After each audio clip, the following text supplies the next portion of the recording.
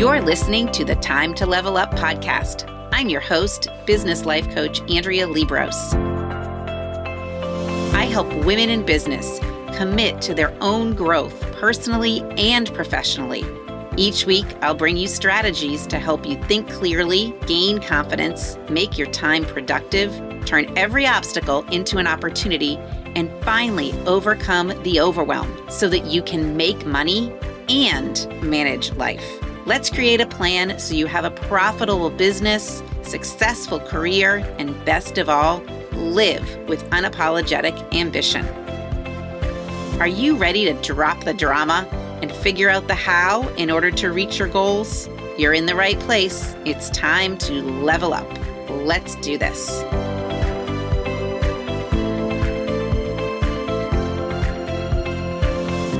Hey, my Time to Level Up listeners, welcome back to the podcast. So today what I've done is something that I have not done in the past, but I took some of the audio from my recent masterclass, day one. The class was called From Overwhelmed to Accomplished. And on day one, we talked specifically about how to move from confusion to clarity. And when we're in that state of confusion, what often happens is that we are stressed. We're in what I call stuck stress. This is a concept that I've learned a lot about from a coach, Jody Moore, that I've kind of borrowed some of this from and reworked it into my own way of thinking. But stuck stress is very different than progression stress. A little bit of stress isn't so bad, right? But when we are feeling overwhelmed, we're often stressed and we're in that stuck stress. And that's what's keeping us from being accomplished. So today I want you to listen in. Yes, I did have a whiteboard behind me, but you don't need to have that. You're going to get everything you need just by listening. And listen and ask yourself, what kind of stress am I in? What kind of stress am I in? And I will give you a spoiler alert. You do have the power to change that. So sit back, buckle up, and listen in to day one, where we delve into the fabulous topic of stress. Today is day one. We're talking about really going from being in we'll call it confused state to a clear one. And I want to let you know that I am using the words confusion and indecision as kind of like cousins to overwhelm. All right. So think about this. When we are confused, when we're in indecision, we're often overwhelmed. When we're overwhelmed, we can't make a decision. We tell people we're confused. We don't know what the next step is, right? So they're all friends. And when we're in that overwhelm, a lot of times then there is no action. We are stuck, right? And then we're stressed. Or we're stressed and then there's no action, which makes us feel overwhelmed. It's like all related. It's a big tangly mess. Okay. So I want to talk about trying to eliminate that stress, which is a feeling, right? So that you actually can take some action. And wouldn't it be amazing if we could get to a stress level of 0? Wouldn't that be amazing? It would be amazing. Okay. So if we can get to a stress level of 0, we can accomplish things. So today, this is kind of the rundown. Okay. The rundown is we're going to talk about what creates stress. I am going to give you some tools for achieving level 0 of stress. I'm going to answer your questions and I'm going to give you a little bonus. I'm going to ask if you have questions, save them to the end or put them in the chat box and then I will scroll through and find them. Okay. So you don't have to necessarily save them to the end, but I might not answer them till the end. Okay. And I thought my coach gave me this little saying this week. And I thought this was really funny. Okay. So she said, it's like a radio station, WIMIFM. What's in it for me? Okay. So that's the radio station. So as you listen today, I want you to think about this. What can you take away from today? Like what is in this that totally pertains to you? I bet a lot. Okay. So what's in it for you? A lot, but try to start to relate this to your own life. Now, I've never really presented this material in this way. So if you've been following me for a while, which some of you have, this is all new. All right. Now, if you have been following me for a while, you know that I am a real big believer that our thoughts create our feelings. right? This is no new news to you if you've been working with me. And our thoughts create our feelings is part of the model, okay, which is another one of my favorite tools that I talk about all the time. But, you may know this, but you may not. So circumstances, which are the facts, okay, trigger our thoughts, which then trigger our feelings and ultimately create either action or inaction and then lead to a result. Okay. So right now in our world, okay, there's a lot going on. There's a lot going on. We still have a pandemic. I can't believe we're talking about this, but we do. We're in the middle of a pandemic. There's a lot of things that are political going on. If we've got kids, we're all worrying that they're going to actually be able to stay in school. Okay. There are hurricanes happening. Okay. Then there are all the usual problems: relationship, work, caring for parents, caring for little kids. Okay. And what I'm wanting you to recognize is that I'm not saying that you shouldn't worry or stress about these things. But what I want you to recognize is that sometimes it feels like there's a lot more stress about it than meets the eye. Like, have you said to someone, like, you just don't understand? When we say things like, you just don't understand, it's starting to create some overwhelm for us. All right. But what if we started to think about things deliberately, with intention and on purpose, okay, versus on autopilot? All right. So these things, the pandemic, kids in school, breaking up with a boyfriend, right? Those are things that are outside of us. They don't cause our overwhelm. They don't create our feelings. Our thoughts are what are creating our feelings. Okay. Now, let's give some examples here. All right. So let's just talk about pandemic or kids going to school. All right. So some people are really upset that their student is still having to wear a mask. Okay. And they're like, this is so disappointing that we have to start yet another school year with kids wearing masks. All right. So some people think it's disappointing. Some people feel like it's annoying. Some people feel like it's just inconvenient.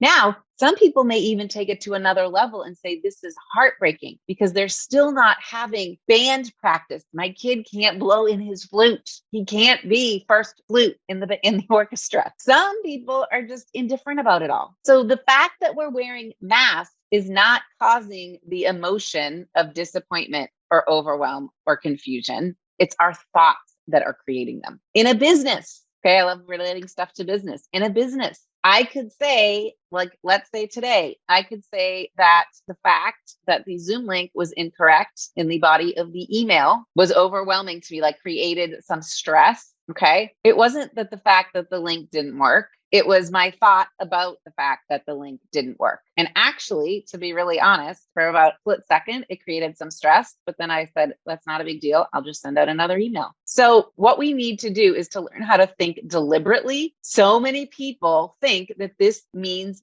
thinking positively. How many of you have heard someone say, I just need to think more positive? This is exactly what I am not saying. I am not saying that thinking deliberately or with intention or on purpose means that you need to think positively. No, I am suggesting that you thinking deliberately, you think on purpose. This kind of thinking is better than positive, and it is better than happy. Okay. And I'm going to tell you why I think that. All right. So if we are not thinking deliberately or intentionally or on purpose, and we're thinking on autopilot, oftentimes we end up in a place that I call stuck stress, which is the kind of stress that makes it really hard to accomplish anything. When we have stuck stress, what usually is causing this is that we're future focused. Right now, you're like, Andrea, you always say to be future focused, which is true. I often say, go to that future self and ask them what to do. All right. But what I mean in this situation is that we're in stuck stress. We're thinking about and worrying about what might happen. Well, what might happen is that this whole Delta variant overtakes everything and school gets all shut down. Okay. What might happen is that the people that were supposed to jump on this class today don't get on because the link was wrong. That's what might happen. Right. That's me being future focused. You guys all know, I'm sure you've heard that I don't even know what the statistic is. 95% of the things we worry about never happen. And that leaves us in this stuck stress. Now, stuck stress also feels unbearable. I think I spelled wrong and then I corrected. It's like, ooh, that's not that kind of bear. It's that kind of bear.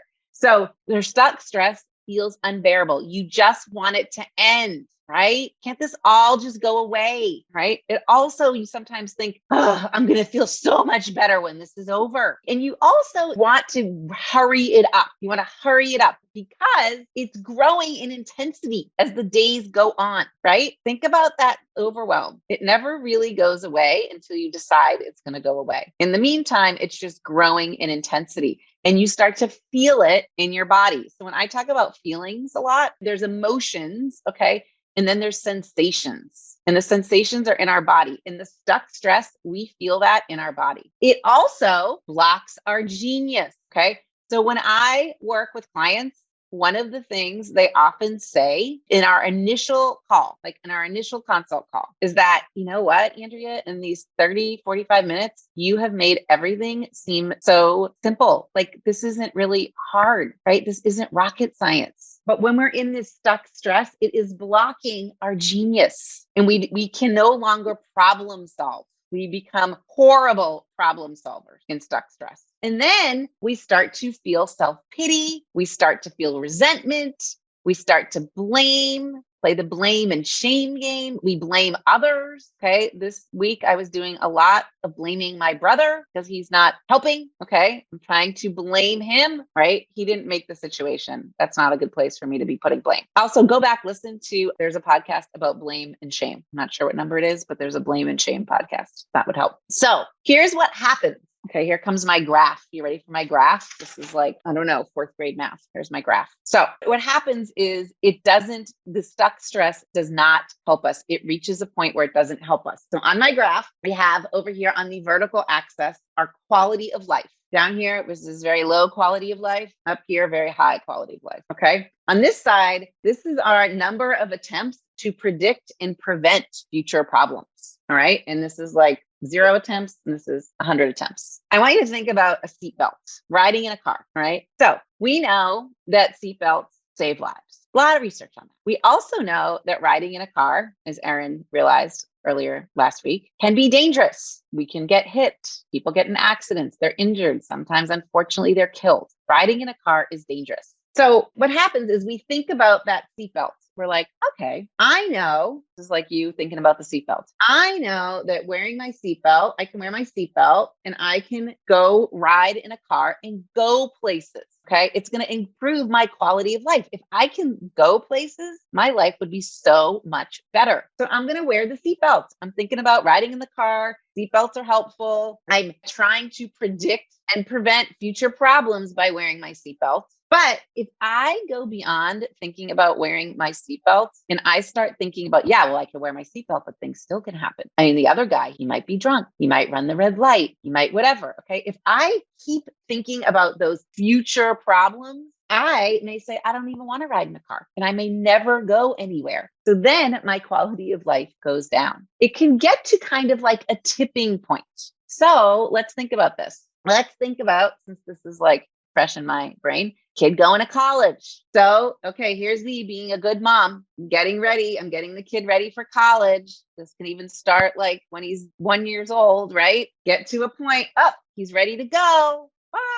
If I keep worrying about his preparedness for college, my quality of life is going down. Like it gets to a point you can only worry so much. You can only stress so much. And then the stress is useless. It's kind of like the law of diminishing returns. Okay. Preparing for today. All right. I actually, to be really honest, checked all those links yesterday and they all worked for real. Okay. Now, could I have sent the email? I could have probably done a million things that I didn't do, but it would have been kind of like law of diminishing returns because I would have just spent too many hours stressing about the link. So I did what I could do and then I let it go. And my quality of life remained up here. It wasn't down here. I wasn't waking up in the middle of the night worrying about this masterclass. Okay. So that is kind of what stuck stress can do for us. If we keep stressing, if we keep trying to think about the future, there's another kind of stress that's friends with overwhelm, but it is called progression stress. And progression stress is going to become your new best friend.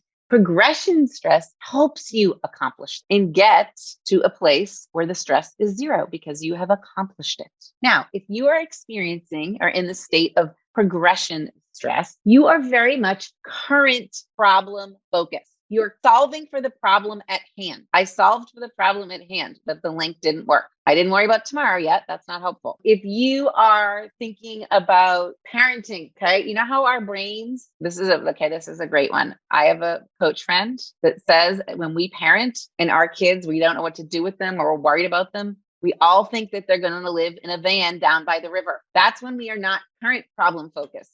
That is us going to the future. So no one is living in a van down by the river right now, right? We just have to help them with what they need help with today. In your business, we can go to, what if I don't hit my goal? What if I just stay stuck in this place I'm in now? What if I don't get a new job? What if my boss doesn't like what I did? That's all future focused. Let's just focus on what we can do today, current problem. Now, progression stress can be intense, but it is tolerable. You can focus on what you need to do today to get to where you want to go tomorrow. Can't worry about tomorrow yet, but we can focus on what we need to do today. Right before this call, I had a client. She's like, oh my gosh, my brain's on overload. I have so many pieces of this project. Let's just focus on what we can do today, not worry about future. Progression stress, it diminishes. It actually goes away miraculously as we take action. Isn't that amazing? I mean, I keep going back to parenting, but think about all the things you've worried about a kid, or even if you're like managing people, think about all the things you worry about if your people are going to perform at work.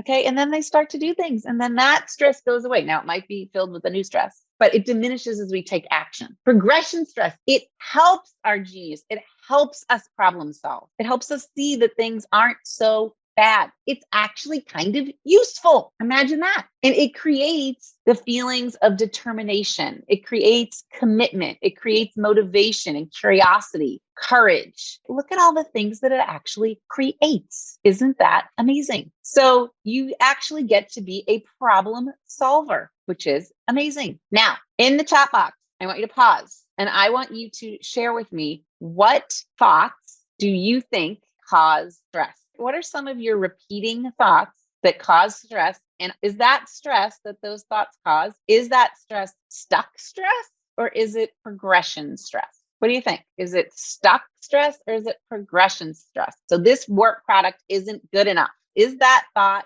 helping you deal with the current problem or is it future focused? Okay. Yeah, it's stuck. What else? What else are you thinking? Cindy says she's got a lot of stuck stress. Julie, not spending enough time on a client project. Yeah, like, is that really help? Think about this. You're thinking that, and guess what? As you're thinking it, you're not spending time on the client project. Isn't that funny and ironic? Crazy, right? Meeting goals and numbers. Am I going to meet them? Or actually, that's a question. I won't meet them is really the thought. What if I don't meet them? If I don't meet them, something will happen. That's stuck stress. Versus thinking about, okay, today, this is what I have in front of me. I don't give my kids enough attention. They're all going to live in a van down by the river. We can only do what we're doing today. It's not useful. This is what I want you to think about this.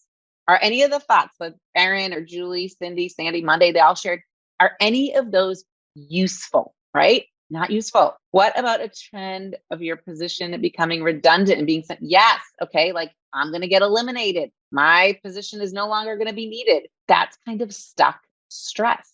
Instead of thinking, what can I do today to make myself useful and to make this position not redundant and to show them the value I'm bringing? Okay. Notice this. Everything is always fine in the present, in the moment. Everything is always fine. In the moment, everything is always figure outable. If we think, I can solve this, let's get busy. I'm on it.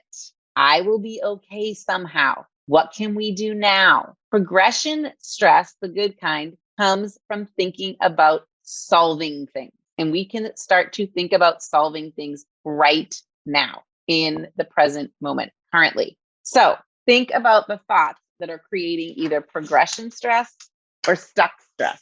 Now, if we want zero stuck stress, we want stress level 0, okay? We don't want any stuck stress. Here are 2 things you need to do. You need to identify the stuck stress thought and be prepared to examine your head, okay? What thoughts are you having? Are they thoughts? Are they facts? I'll give you a clue. Anything about the future is going to go in the thought line. Now, this is not as easy as it sounds.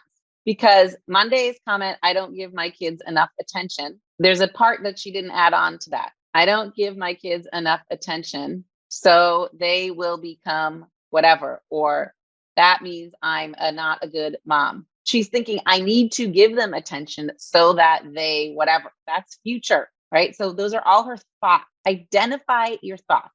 And then the next piece here is to be willing to be wrong about them.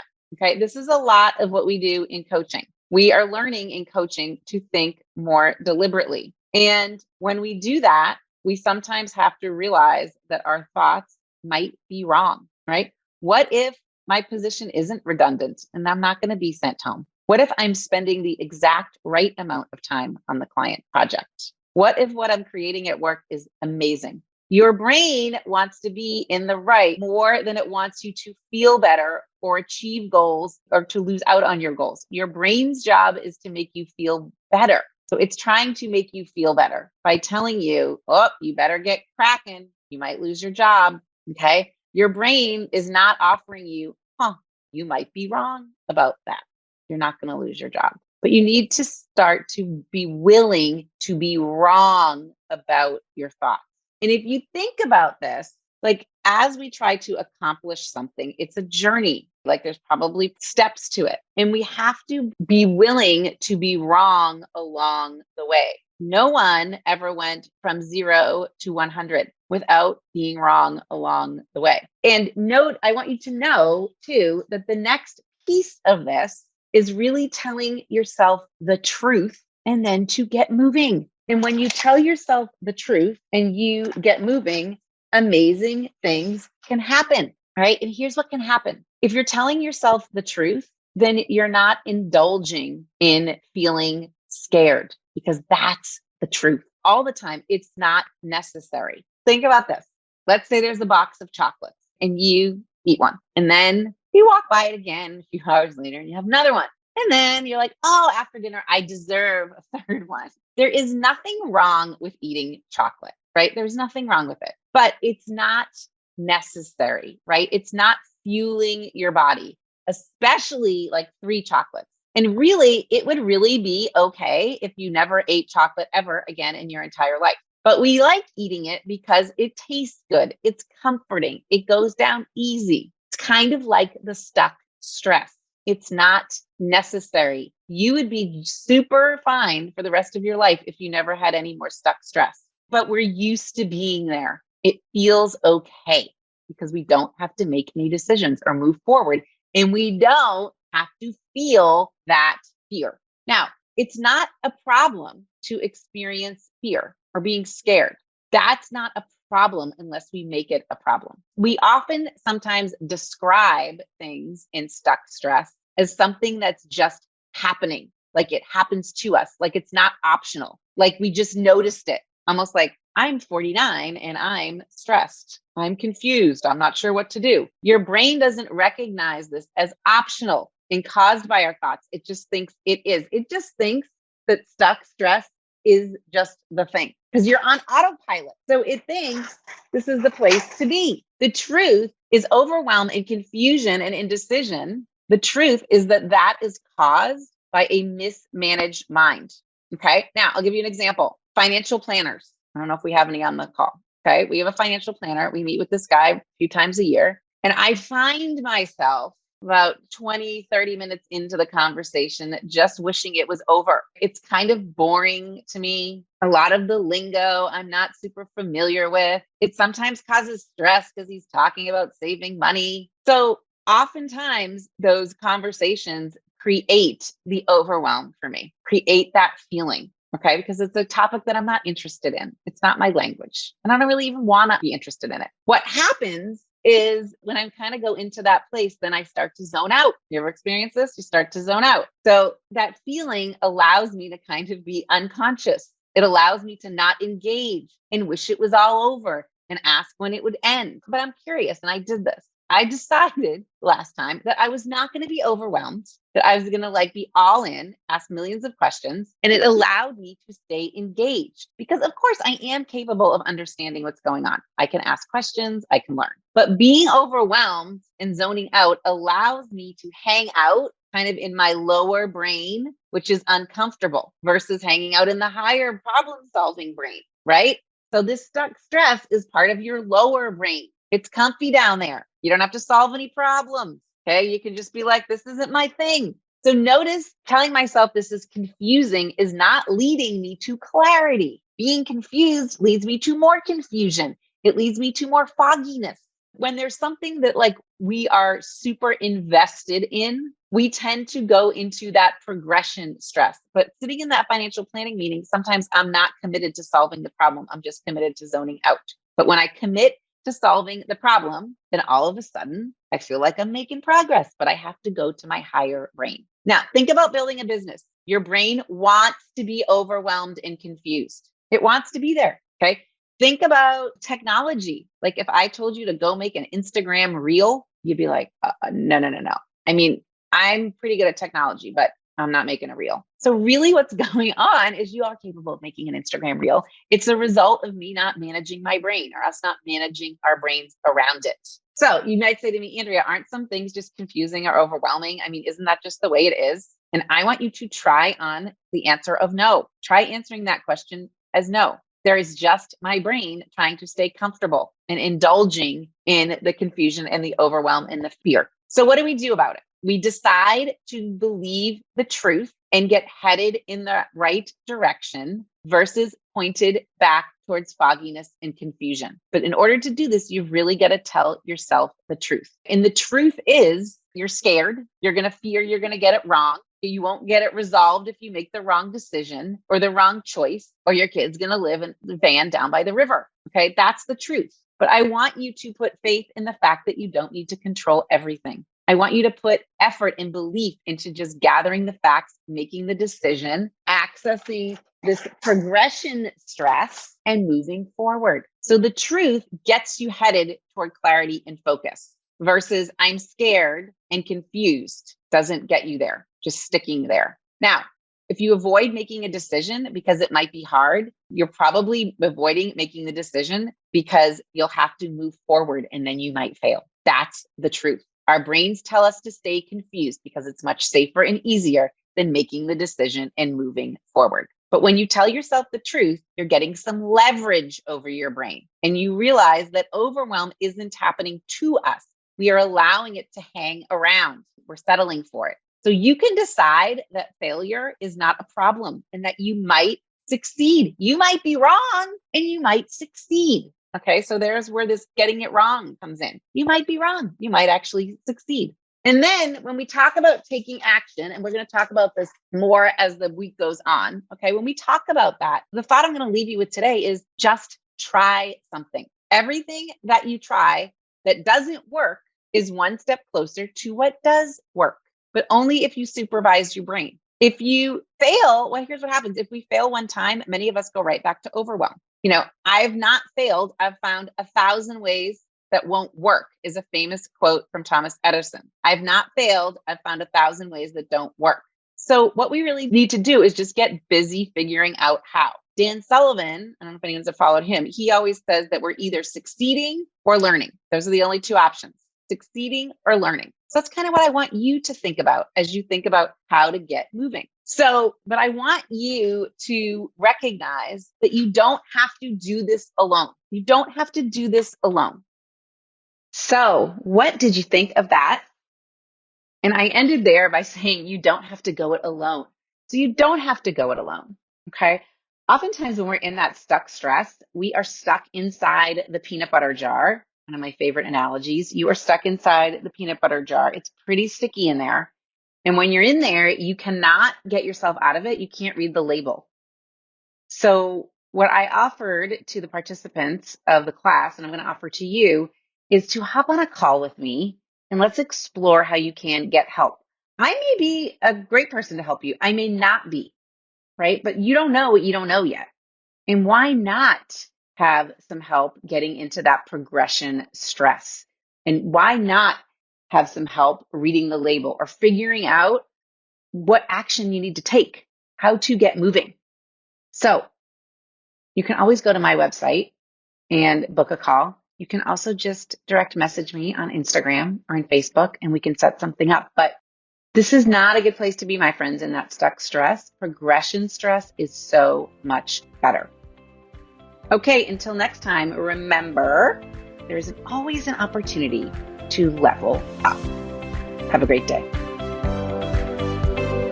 Thanks for tuning in to today's show. If you're ready to commit to personal and professional growth, move forward, make money, and manage life, head to AndreaLiebross.com. That's AndreaLiebross.com to find out about the ways we can work together. Until next time, go level up.